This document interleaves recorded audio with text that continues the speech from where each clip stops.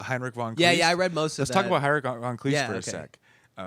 Because Okay, yeah. because- Did you read Michael Kohlhaas? Yeah, I read. Yeah, I okay. listened to most of it. Okay, yeah. But I read the essay on it too. Oh, okay. Tell me. Well, Talk dude. to me. Okay, he was born in 1777. Mm-hmm.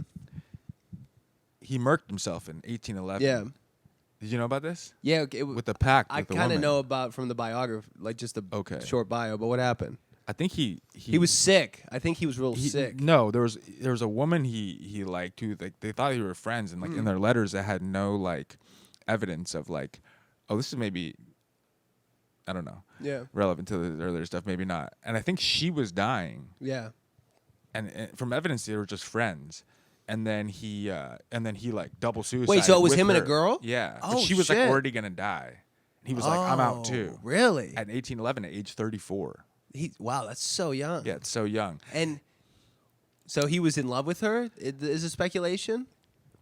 I think so. It was like but then also like he had like money troubles all his life, Yeah. and then like That's Coatsy- funny to think about in the context of Michael Kohlhaas, because how Okay. obsessed that thing is with money. exactly. And then also he would like and he was relying on money from like his sister and his mom, and I think that's part of why he like murked himself. 'Cause Yeah. he was just like, I'm a fucking burden. And then he like started a magazine Mm-hmm. and did like 12 issues, and then like it died out. Oh, he had a magazine. Yeah, he had a magazine. Oh shit. Dude. And then like Coatsy was saying he was like all confused by like the epistemological like shake up that like Kant and Hume like. Oh, really? Like, It threw him incurred at off. the time. He was Yeah, it just threw like- him off. yeah. Like it fucked him up. He was like, what? So Michael Kohlhaas, novella, Bolaño blurb. Yeah.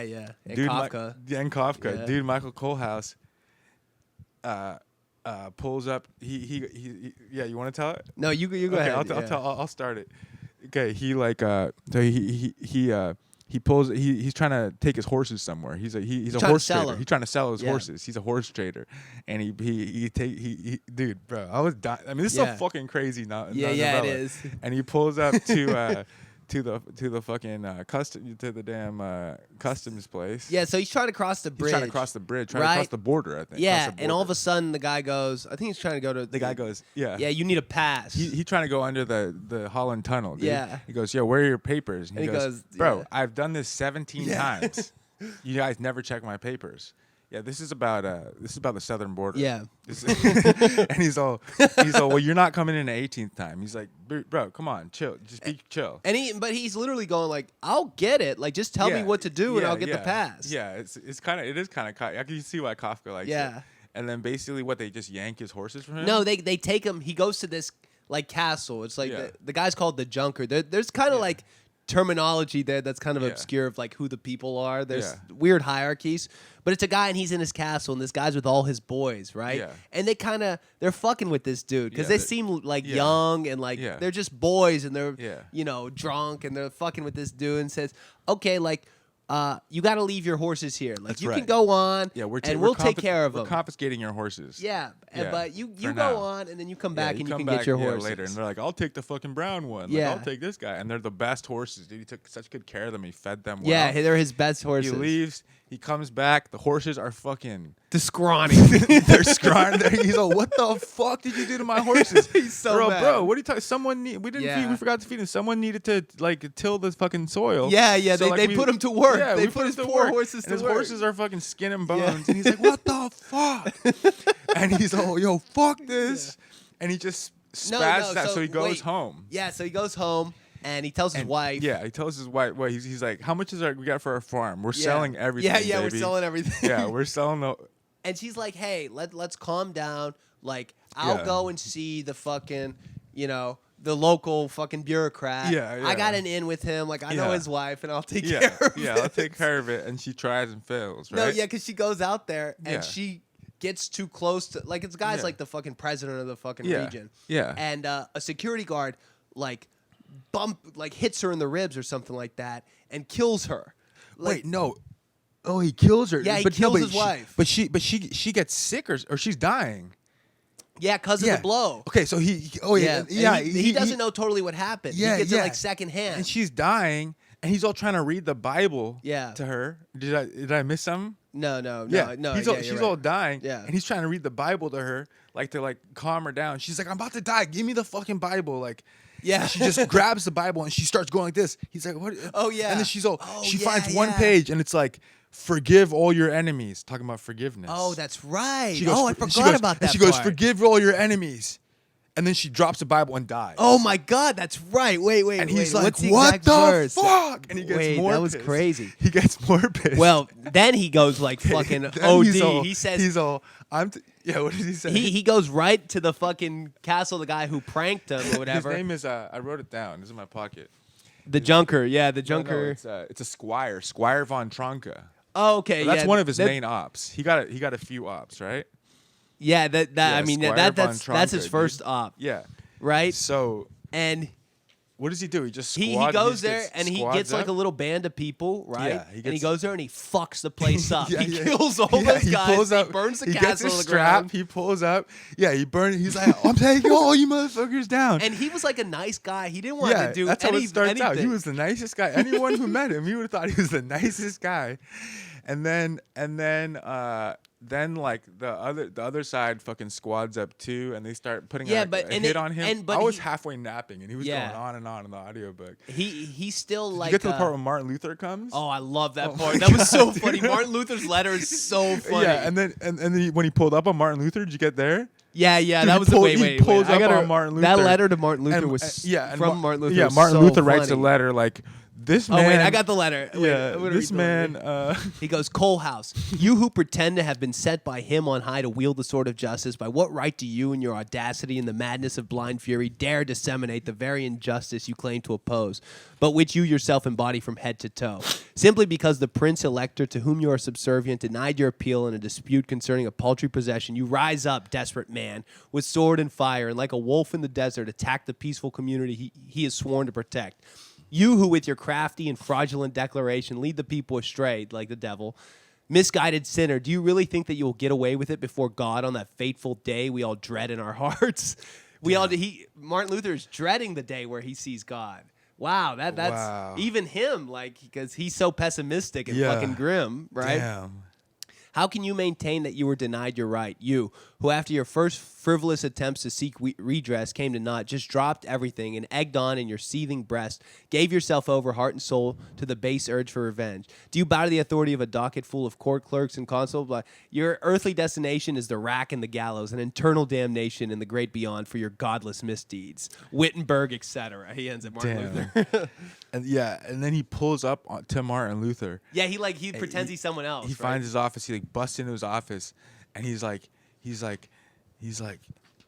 what the fuck? And Martin Luther's like, yo, are you Michael Kohlhaas? Get the fuck out of here! And he pulls out his strap, and he's like, if you fucking say one more word, there will be a dead body at my feet. Yeah, he said and it that. was gonna be at your feet, right? He says he's gonna kill himself, right? He's not threatening. He said, if you don't like. I mean, dude, this dude von Kleist is unhinged, dude. Yeah, he really is. That's what he did, dude. That's what he did in real but life. then he convinces Martin Luther that he's actually kind of right in this. Okay, and yeah, Martin Luther exactly. like writes a letter Martin on his Luther, behalf. exactly. And then what happens at the end, dude? I didn't get to the I end. didn't get to yet. the Yeah, end yeah. either. But by that where I stopped, he was like, yeah, everyone was on his side again. Yeah, everyone's on his side, and then another guy sparks up, and he says he's doing something for him. But dude, this is very. It is unhinged. This is very Pluto and Aquarius, because it's about the individual rising up against the tyrannical, unquestioned collective, right? Yeah, The exactly. American independence, Yeah. the French Revolution. And He tried to follow the laws. Right. But until it became like completely untenable and the laws Right. were so fucked up that they didn't even make any sense to him. But in its shadows, so that's in its shadow side, or its dark side of it, it is a kind of like terroristic individual over the collective. yeah. That's the battle, right? The individual over the collective.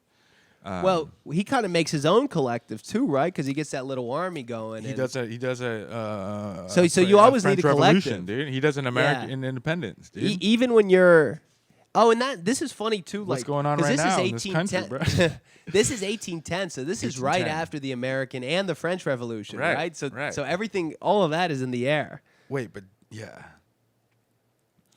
dude. Wait. So let me. Yeah, what does he say about? Kleist? Forgive your enemies, do good to them that hate you. That's where the she goes. last exactly. But see, this is about forgiveness, dude. And all at once she looked up at the priest with a dark expression, grabbed the Bible out of his hands as if to say there was nothing more in it for her, leafed and leafed through its pages and seemed to be searching for something. And turning to Kohlhaas, who sat by her side, she pointed with her forefinger to a verse, "Forgive your enemies, do good to them that hate you." She squeezed his hand with a deeply soulful look in her eyes and died. Yo. And then he double suicided with, dude, that's crazy, bro. Yeah, wait, so Coetzee had an essay about him? Yes. Dude, this essay, I love, dude, I'm standing Coetzee right now. I think I'm entering my Coetzee era. Yeah, bro. yeah, is that right? Yeah, because I'm only reading, because, I have to read all of Coetzee. Yeah. Okay, here we go. So Kleist, here we go. Let's just see what I marked about Michael Kohlhaas, if there's anything relevant. Yeah, okay, what's interesting, because the way it's told is like, he goes, and he like looked down on fiction writing. He thought playwriting was Coetzee. yeah, no, Kleist. Oh yeah? Yeah, so that's why it's all like he called it an Erzählung. He loves the Germans. Yeah, Coetzee does. Coetzee. Yeah, nice. A story, just like a, Mm-hmm. yeah, he loves the romantic, just like the professor. So this in is Disgrace. post Werther. Yeah, but only by 20. Yeah. During the So time they're like of in- Pluto yeah. and Aquarius. Last time right now. But he goes, okay, yeah, novella. Okay, it's a good definition of a novella: a work of medium length with a single action and a single main character focused on a single topic. Yeah. But yeah, in Thomas Mann's words, his prose is hard as steel, yet impetuous, totally matter-of-fact, yet contorted, twisted, supercharged with matter. The forward drive never relents. There is no time for physical description. Thus, we have little idea of what the personages in his stories look like, or for scene setting. The focus is always on what happens. He's just telling. And like, it is what kind of like happens. crazy. Like you're like, it's like a paragraph. You're Yeah. like, oh my god, all this just happened. Yeah, You exactly. miss a lot of it. He's just describing what's happening. Like it's almost like he's reporting it back. Yeah. At 14 he was taken up to ensign in the Prussian Army Regiment. After 7 years he quit, sick and tired of the brutality of army life. So after 7 years, so that's what he was doing. To his family, he explained that he needed to study. Okay, yeah, he said, indeed, we have no record of any. Okay, here we go. It's for his intimate. Yeah, indeed, we have no record of any passionate relations all his life, though he had many women friends, and though he put an end to himself in a suicide pact with a woman suffering from terminal cancer. Wow. The fuck, dude? What a fucking Wow. psycho, dude. Yeah, for real. I mean, he's obviously At insane. 34? Yeah, he's obviously